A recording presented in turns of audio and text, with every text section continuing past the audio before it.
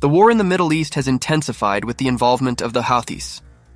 Yemen's Houthis, backed by Iran, have begun launching drone and missile attacks against commercial vessels off Yemen's coast, which they say are linked to Israeli companies. In response to Israeli attacks on Gaza, U.S. forces announced that they had shot down missiles and drones fired from Yemen on several occasions. During this process, after the actions of the Houthis, many shipping companies decided to suspend their crossings in the Red Sea. The United States announced the formation of a multinational naval force, Operation Prosperity Guardian, against the Houthi forces, claiming that the security of global maritime trade was endangered. Since the start of the Houthi attacks, U.S. and British warplanes and warships have carried out a total of 403 strikes in Yemen, 86 of them in the last week. Despite all this, the Houthis continue their aggression today. The United States and Britain have launched a crushing offensive to deter the Houthis. Let's take a look at the details of the operation. The U.S. and British militaries today launched multiple airstrikes against the Yemeni coastal city of Hodeida. The U.S. and British airstrikes targeted the Ras Isa area in the Salif district and other areas of the same province. This is the third wave of U.S. and British airstrikes in Yemen. U.S. warplanes carried out 2 airstrikes against the southern triangle of the Alya area in the Beit al-Fik district, south of Hodeida. As of noon today, the number of airstrikes on the province increased to 8. It was revealed that the joint airstrike targeted the Ras Isa area in the Al-Salif district in the northwest of the province with 3 airstrikes, and the Al-Jabana area in the north of the coastal city, on the Red Sea coast in western Yemen with 3 airstrikes. Yesterday, the leader of the Ansarullah movement, Abdul Malik al-Houthi, made the following statement: Yemen's armed forces will prevent the passage of Israeli ships through the Red Sea. There has been no immediate comment following today's attacks. This week, U.S. forces launched a self-defense strike in Yemen against a mobile anti-ship cruise missile that it was preparing to launch against ships in the Red Sea. About 7 hours after this attack, the United States Central Command announced the launch of an anti-ship ballistic missile from the same areas of Yemen in the Gulf of Aden. U.S. Central Command continued as follows. U.S. Navy ships tracked the missile but did not act because it was not expected to hit near any ships. There were no reports of injuries or damage to ships in the area. U.S. forces will continue to take steps to protect freedom of navigation and make international waters safer for U.S. Navy ships and commercial vessels. Day after day, the magnitude of the attacks is increasing. The Houthis have declared that they will continue fighting despite all the wounds received. Spokesman for the Sana'a-based National Salvation Government stated, "In the last 131 days, we have attacked 14 American, 3 British, and 17 Israeli ships in attacks in Yemen, in support of the people of Gaza. It is the United States that militarized the Sea Red and threatened freedom of navigation to support Israeli shipping. As we can see, the war groups continue their attacks with the same thoughts, despite all this pressure and confrontation." Israel has promised to continue a strong operation in Rafah, Gaza. Prime Minister Benjamin Netanyahu last week ordered the Israeli military to prepare for an assault on Rafah, where more than 1 million displaced Palestinians are trapped.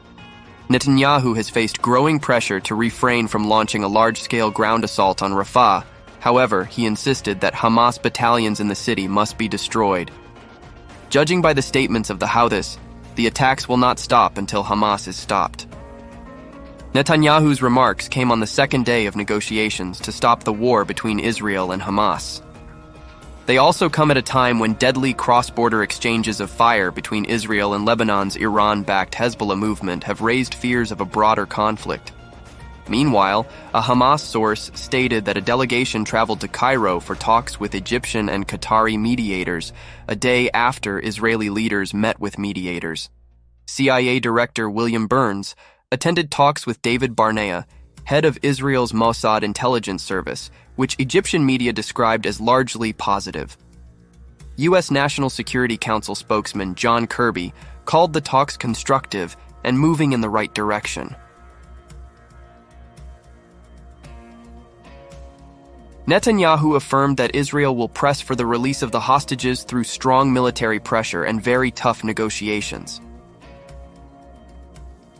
Netanyahu continued, "And yes, I insist that Hamas give up its illusory demands, and when they give up these demands, then we can move forward."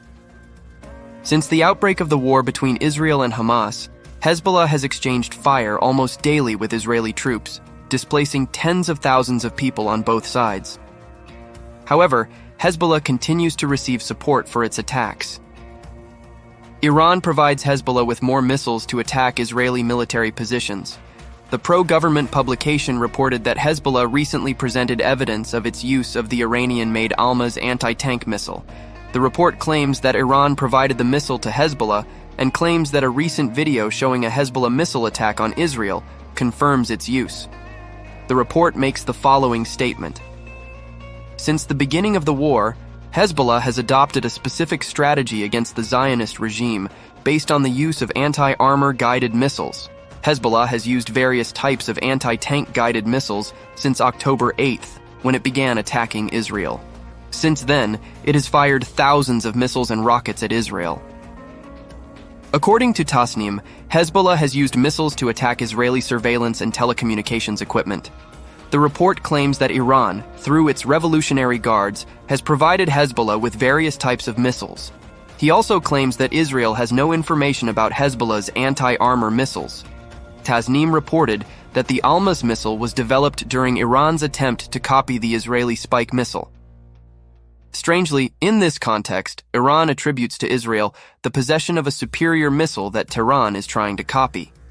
According to the report, the Almaz missile comes in several types, with a range of up to 8 kilometers. Other missiles have a longer range depending on the type of target. This missile, produced by the defense industry, is designed and built on the basis of the Spike anti-armor attack missile. Hezbollah's use of Almaz has received a lot of media attention. Hezbollah's claims about its new missile capabilities are clearly designed to test these systems and see how well they work.